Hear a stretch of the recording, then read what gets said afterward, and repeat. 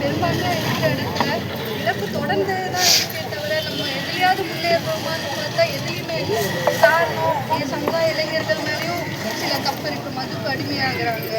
நம்ம சமுதாயம் இருக்கிற இடத்துல தான் மது விற்பனையும் நடக்குது. இதெல்லாம் நம்ம இளைஞர்கள் இளைஞர்கள் எப்படி அவங்களோட எண்ணங்கள் மாறுதோ அவங்க தலைமுறை அப்படிதான் வரும்.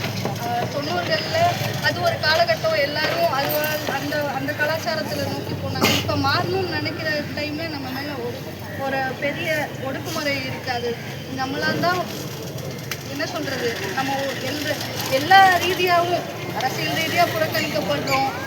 நம்ம இழந்த இழப்புக்கு நீதி கேட்குற இடத்துல புறக்கணிக்கப்படுறோம்.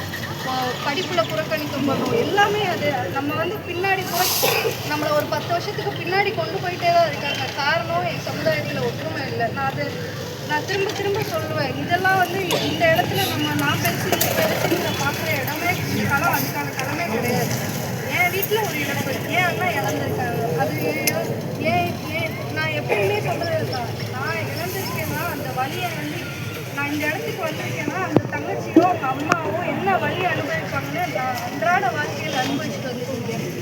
இது இன்னைக்கு 2 நாள் என்னால் வர முடியாத சூழ்நிலை. இன்னைக்கு நான் வரேன்னா இந்த இடத்துல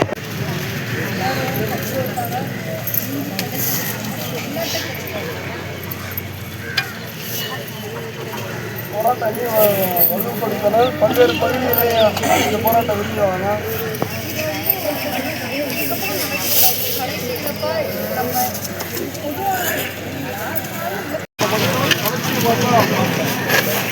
அமைச்சர்கள் வர்றாங்க, பெரிய பண்ணிருந்தாரு, எம்எல்ஏ வந்தாங்க. இதெல்லாம்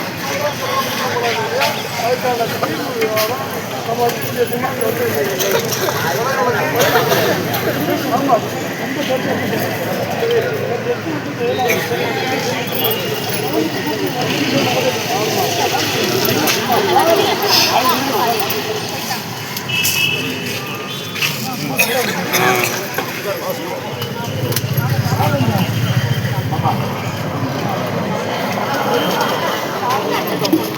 ஆமாம் அலட்சியமாக பார்க்குறாரு. அந்த சமூகத்தில் இதில் பெரும்பான்மையாக